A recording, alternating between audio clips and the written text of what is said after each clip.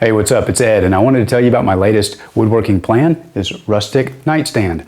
I designed this nightstand to match the Rustic Farmhouse Bed plan, and it's a pretty simply constructed piece, and it's a pretty classic design, so it can match with just about any furniture that you have.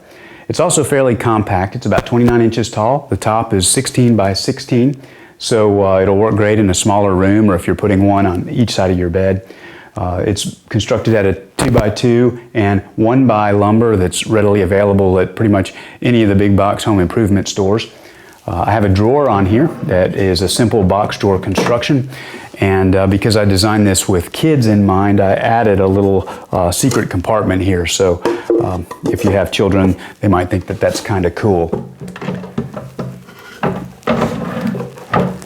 You can see how I built it step by step on the blog post, and I also created a downloadable PDF. So if you want to download that and print out like just the certain parts of it that you're going to use down in your shop, that's what it's really helpful for.